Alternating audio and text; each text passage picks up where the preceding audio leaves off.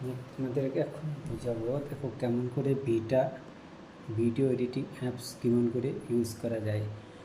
প্রথমে দেখো ভিটা অ্যাপসটা কোথা থেকে পাবে।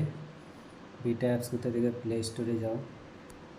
প্লে স্টোরে গিয়ে এখানে ভিটা অ্যাপস সার্চ করো। ভিটা BITA ভিটা ভিডিও এডিটিং